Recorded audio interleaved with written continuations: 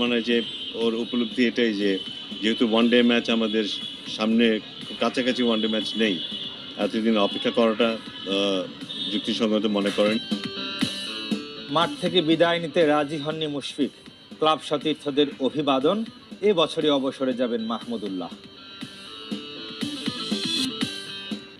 ঢাকা লিগে পারভেজ ইমনের সেঞ্চুরি, আবাহনী মোহামেডানের প্রথম জয়, পার্টেক্সকে একাই জেতালেন আলাউদ্দিন বাবু।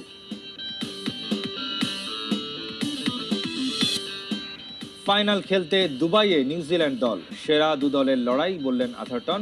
বাড়তি সুবিধা মানতে আপত্তি ভারত কোচের। ফেসবুকে স্ট্যাটাস দেবার বেশ আগেই বিসিবিকে অবসরের কথা জানিয়েছিলেন মুশফিকুর রহিম।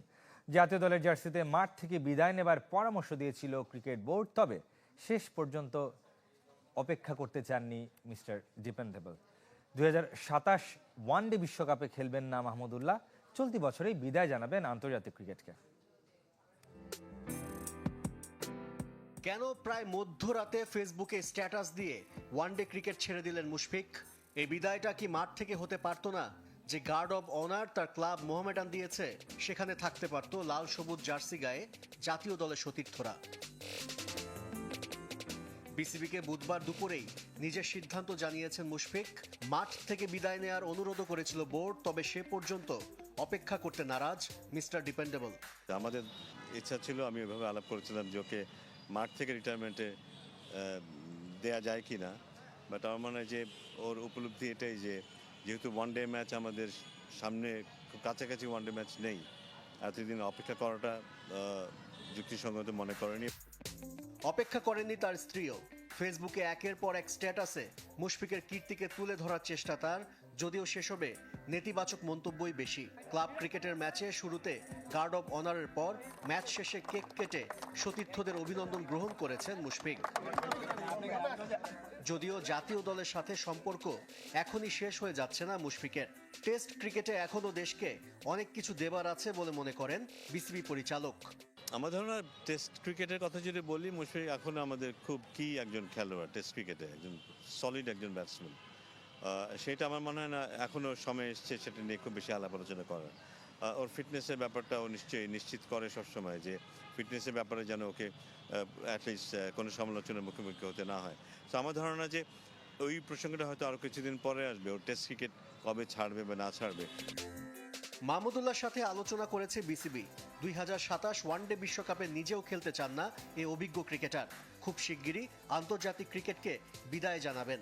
2027-এর মধ্যে যে ওরা থাকতে পারছেন এটা নিজেরা উপলব্ধি করে এবং ওরা নিজেরা এগিয়ে এসে আমাদেরকে সে কথাটাই বলেছে কিন্তু যে 2027-এর যেই পরিকল্পনা, সেখানে নতুনদেরকে জায়গা করে দেওয়ার ব্যাপারে সেখানেও তাদের যে দায়বদ্ধতার ব্যাপার আছে, এখানে যে দায়িত্ববোধের ব্যাপার আছে, সেটার পরিচয় তারা দিয়েছে কিন্তু। সো আমার মনে হয় যে সুনিশ্চিত করে আমি বলবো না, বাট আমার ধারণা যে খুব বেশি দিন রিয়াদকেও আমরা মাঠে দেখবো না।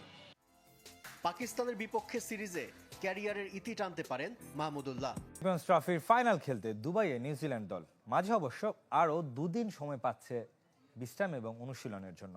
তবে ভারতের জন্য শুধুই অখণ্ড অবসর, সেরা দুই দল ফাইনালে উঠেছে বলে মন্তব্য করেছেন মাইকেল আথারটন।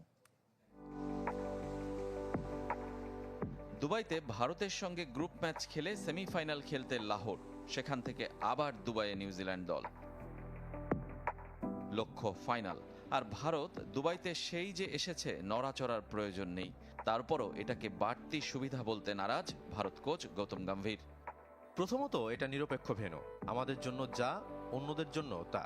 এখানে আমরা খুব বেশি খেলিনি। এই মাঠে সবশেষ আমরা কবে খেলেছি মনে করতে পারি না। আর আমরা এই মাঠে একদিনও অনুশীলন করি আইসিসি একাডেমি মাঠে, যেখানকার সাথে এখানকার কন্ডিশন সম্পূর্ণ আলাদা। পুরো বিশ্ব একদিকে আর ভারত আরেকদিকে, সবার সমালোচনা উপেক্ষা করে নিজেদের সুবিধাটাই অন্য সব আইসিসি ইভেন্টের মতোই এবারও প্রাধান্য টিম ইন্ডিয়ার। সেমিফাইনাল জয়ের নায়ক কেন উইলিয়ামসন জানেন নানা প্রতিকূলতার বিপক্ষে লড়তে হবে তাদের। ভারত দারুণ দল এবং খুবই ভালো খেলেছে। গ্রুপ পর্বে তাদের সাথে করা ভুলগুলো থেকে শিক্ষা নিয়ে আমাদের ফাইনালে খেলতে হবে। লাহোর আর দুবাইয়ের কন্ডিশন আলাদা।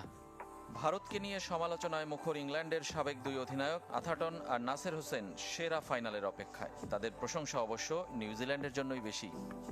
দুইটা সেরা দল ফাইনালে উঠেছে, দারুণ লড়াই হবে। ভারতকে নিয়ে বলার কিছু নেই, তবে নিউজিল্যান্ডের এই দলটা দারুণ। নিউজিল্যান্ড তাদের সেরা সময় আছে। অনেক টাফ ক্রিকেটার এই দলে। কেন উইলিয়ামসনের মতো সিনিয়র যেমন আছে, তেমনি রাচিনের মতো তরুণও। তবে নিউজিল্যান্ডের প্রেরণা হতে পারে 2000-এর চ্যাম্পিয়ন্স ট্রফি। সেবার ফাইনালে ভারতকে হারিয়ে শিরোপা জিতেছিল ব্ল্যাক ক্যাপস। দলের খবর জানাবে এবার। হামজা চৌধুরী আসছেন উৎসবের রেশ তার গ্রামের বাড়িতে। আগে থেকেই আছেন বাবা। এলাকাবাসী আর তার অর্থায়নে তৈরি এতিমখানার শিক্ষার্থীরা অধীর আগ্রহে ক্ষণ গুনছেন। বাংলাদেশের ফুটবলে আলোড়ন তুলতে আসছেন হামজা চৌধুরী। সেই আলোড়নের ছোঁয়া লেগেছে হবিগঞ্জ জেলার বাহুবল উপজেলার স্নানঘাট গ্রামেও, যেখানে শেকর, হামজা আর তার পরিবারের উচ্ছ্বসিত এলাকাবাসী। তো আমার কাছে তো এটা অনেক, আমরা ছোটবেলা ধান কুলো হইছি, এরপরে ধান ছোট থেকে বড় হয়েছে, বাইরে থেকে অনেকদিন পরে তাই না বাংলা সবাই খেলার লাগে এইটাছে। এই হামজা ভাই তো আমরা গ্রামের ছেলে, অনেক ভালোবাসি, আমরা অনেক ভালোবাসুন। হামজা তো ছোটবেলায় ওই কেন আইয়া এই গ্রামের ছেলে ফেলের লগেও খেলছে, হেরাও খুব আনন্দিত। বাংলাদেশে এসে আরও একবার যাবেন নিজ গ্রামে, দেখা করবেন আত্মীয় পরিজনের সাথে, কথা বলবেন এলাকার নতুন প্রজন্মের সাথে। যেখানে তার অর্থায়নে নির্মাণ হয়েছে মসজিদ, মাদ্রাসা, বিনামূল্যে পড়ার সুযোগ পান এতিম ও অসহায় পরিবারের শিক্ষার্থীরা। তারাও অধীর আগ্রহে অপেক্ষায় প্রিয় তারকার সাথে দেখা করতে। হামজা চৌধুরী আমাদেরকে মাদ্রাসা দিয়েছেন, আমরা আমাদেরকে পড়ার জন্য দিয়েছেন, আমরা ওনার জন্য দোয়া করি। আমরা খুব আনন্দিত তিনি আমাদের বাংলাদেশে খেলবেন। ওনার জন্য লাখো শুক্রিয়া। অন্য জন্য ওই বাংলাদেশের জন্য খেলোয়াড় জন্য আগিয়ে যান। বাংলাদেশের টানে এর আগেও এদেশে এসেছেন হামজা চৌধুরী, তবে এবারের উপলক্ষ একটু আলাদা। লাল সবুজের জার্সি গায়ে চড়ানোর স্বপ্ন পূরণ হবে, তাই গর্বিত তার বাবা। দেশের মানুষের খেলাধুলা করছে, মিশছে, যে কারণে বাংলাদেশের প্রতি তার টান প্রতি বছর তারা নিয়ে আসছে। বাংলাদেশে প্রতি বছরই নিয়ে আসছে, তো যারা বাংলাদেশের প্রতি টান, এই টানের কারণে সে বাংলাদেশের জন্য খেলতে আসতেছে। 17 মার্চ সকালে লন্ডন থেকে সিলেট পৌঁছাবেন হামজা। তবে নিজ জেলা বা ঢাকায় খুব বেশি সময় থাকার সুযোগ মিলবে না জাতীয় দলের ব্যস্ততায়। 25 মার্চ ম্যাচ ভারতের বিপক্ষে। চ্যাম্পিয়ন লিগের খবর, শেষ 8-এ এগিয়ে গেল বড় দলগুলো। রাউন্ড অফ 16 এ 10 জনের বার্সেলোনাকে জেতালেন রাফিনিয়া, যেখানে বেনফিকার বিরুদ্ধে একমাত্র গোল করেন রাফিনিয়া।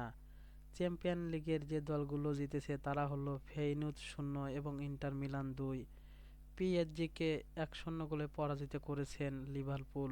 অপর ম্যাচে লেভারকুসেনকে 3-0 গোলে পরাজিত করেছেন বায়ার্ন মিউনিখ।